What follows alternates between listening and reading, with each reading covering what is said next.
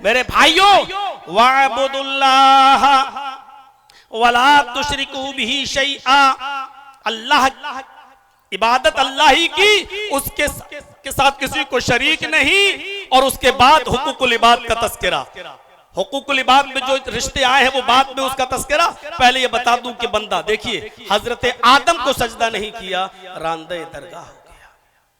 आपको याद होगा, बुखारी शरीफ पढ़िए, किताबो बदिल वही उठाइए, पहला ही वो हदीस इन्नमल अमालु बिन्नियात के बाद आप जब किताबो बदिल वही पढ़ेंगे तो पहली हदीस में आप, लंबी हदीस है आपको मिलेगी, नबी अकरम सल्लल्लाहु अलैहि वसल्लम कई दिन का खाना ले जाया करते थे, गारे हिरा के अंदर अल्लाह की इबादत में मसरूफ रहा करते थे कि एक दिन जिब्राइल अमीन आए, नबी अकरम सल्लल्लाहु अलैहि वसल्लम के सामने आकर बैठ गए और बैठने के बाद फरमाया नबी अकरम सल्लल्लाहु अलैहि वसल्लम से, हालांकि अभी आप नबी नहीं बने हैं, अभी आप रसूल नहीं बने हैं, अभी कुरान की कोई आयत नबी अकरम पर नाजिल नहीं हुई है, ये पहला वाकया है और पहला मौका है। हजरत जिब्राइल अलैहिस्सलाम नबी अकरम सल्लल्लाहु अलैहि वसल्लम के पास जाकर बैठ गए और कहा, इक़रा या मोहम्मद, ऐ मोहम्मद पढ़ो।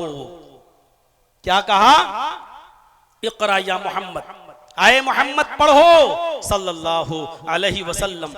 मोहम्मद रसूलुल्लाह सल्लल्लाहु अलैहि वसल्लम ने जो जवाब दिया वो वही जवाब था ही, और फितरी तौर पर जिस इंसान ने कभी कोई किताब न पढ़ी हो, जिसको कोई पढ़ाया ना गया हो, उसका वही जवाब होगा, और वही जवाब अल्लाह के नबी ने दिया, मा अना बिकारी, मैं पढ़ा हुआ नहीं हूं। पहले तो डर गए, ये आया कौन है, आज तक कोई नहीं आया गारे हिरा में, ये कौन है? और आते ही मुझसे कह रहा कि पढ़ो, मा अना बिकारी, मैं पढ़ा हुआ नहीं हूं।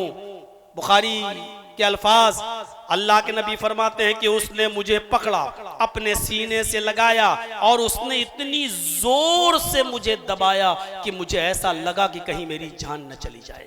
उसने इतनी जोर से मुझे दबाया कि मुझे ऐसा लगा, ऐसा महसूस हुआ कि कहीं मेरी जान न चली जाए। उसके बाद में उसने छोड़ा, और छोड़ने के बाद फिर उसने कहा, इक़रा या मोहम्मद, आए मोहम्मद पढ़ो। जाहिर बात है आपने फिर वही जवाब दिया, मा अना बिकारी, मैं पढ़ा हुआ नहीं हूं। जिब्राइल अमीन ने फिर पकड़ा, पकड़ने के बाद अपने सीने से दबाया, और इतनी जोर से दबाया कि अल्लाह के नबी सल्लल्लाहु अलैहि वसल्लम फरमाते हैं कि फिर मुझे ऐसा लगा कि कहीं मेरी जान न चली जाए। उसके बाद में छोड़ा, छोड़ने के बाद फिर कहा, इक़रा या मोहम्मद, आए मोहम्मद पढ़ो। बार बार तुम मुझसे पढ़ने के लिए कह रहे हो, मैंने तुमको जवाब दिया कि मा अना बिकारी, मैं पढ़ा हुआ नहीं हूं। बाज दूसरी रिवायतों में यहां तक आता है कि अल्लाह के नबी ने तीसरी बार उससे कहा, माज़ा करो, मुझसे बार बार कहने वाले पढ़ो पढ़ो पढ़ो, तुम ही बताओ कि मैं क्या पढ़ूं, जबकि मेरा जवाब यह कि माना बिकारी, में पढ़ा हुआ नहीं हूं। तो अब आप ही बताओ कि मैं क्या पढ़ूं, बार बार कह रहे हो पढ़ो, तो तुम ही बताओ मैं क्या पढ़ूं।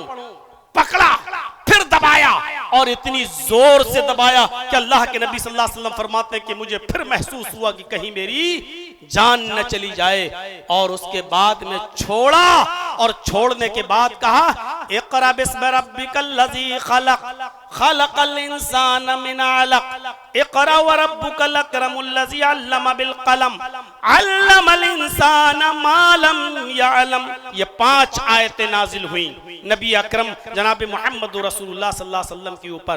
इक़रा बिस्मि रब्बिकल लज़ी खलक़, खलक़ल इंसान मिन अलक़, इक़रा व रब्बुकल अकरमुल लज़ी अल्लम बिल क़लम, अल्लमल इंसान मा लम यअलम।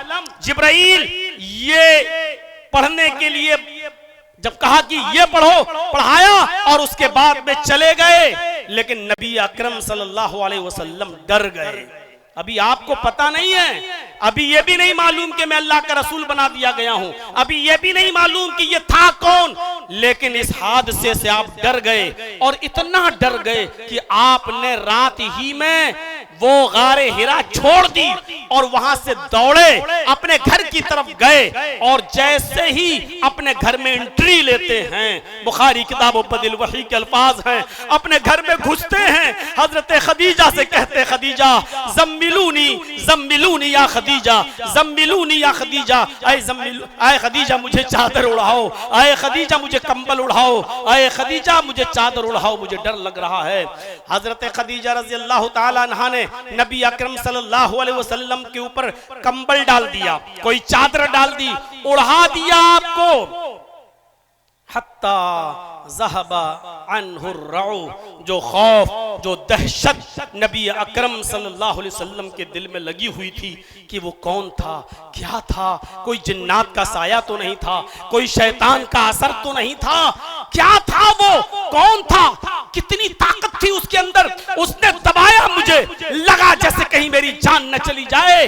वो आप सोचते रहे और उस वक्त तक लेटे रहे जब तक कि ये खौफ, ये दहशत नबी अकरम के दिल से जब तक दूर नहीं हो गई।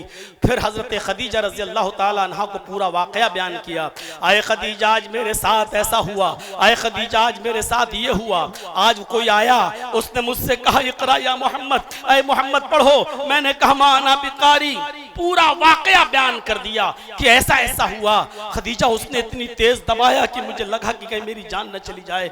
लक़द खशीतु अला नफ्सी, खदीजा मुझे अपनी जान के जाने का डर है, मुझे डर लग रहा है, ये कोई शैतान तो नहीं, कोई जिन्नात का साया तो नहीं, क्या है, मुझे अपनी जान का खतरा है, मुझे अपनी जान के जाने का खदशा लग रहा है। मेरे भाइयों, हजरत खदीजा को जब ये पूरा वाकया बयान किया तो हजरत खदीजा रज़ी अल्लाह ताला अन्हा ने नबी अकरम के जो औसाफ बयान किए, आपके बारे में जो कुछ बताया, जो कुछ बयान किया, उसको सुनिए। फरमाया कल्ला वल्लाहि ला युख़ज़ीकल्लाहु अबदा, इन्नका लतसिलुर रहिम व तहमिलुल कल्ला व तक्सिबुल मादूम व तक़रिज़ ज़ैफ़ व तुईनु अला नवाइबिल हक़। मेरे भाइयों, ये औसाफ हमीदा बयान किए हजरत खदीजा रज़ी अल्लाह ताला अन्हा ने नबी अकरम के। ये वस्फ, ये विशेषताएं, ये औसाफ मुहम्मदुर रसूलुल्लाह के अंदर उस वक्त भी थे जब आप नबी नहीं बने थे। मेरे भाइयों, फिर नबी बन जाने के बाद, रसूल बन जाने के बाद आपने इन रिश्तेदारियों और इन हुकूक को कितना अदा किया होगा।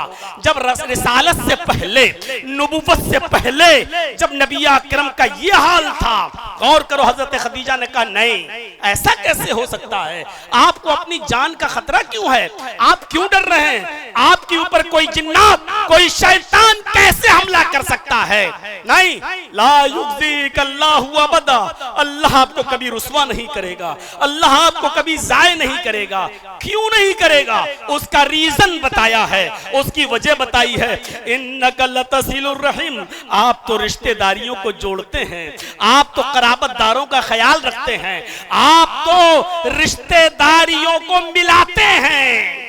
रिश्तेदारियों को काटने वालों सुनो, ये पहला वस्फ हज़रत खदीजा ने बयान किया और ये नबी अकरम के अंदर पहला वस्फ उस वक्त भी मौजूद था जब आप नबी नहीं बने थे, जब आप रसूल नहीं हुए थे।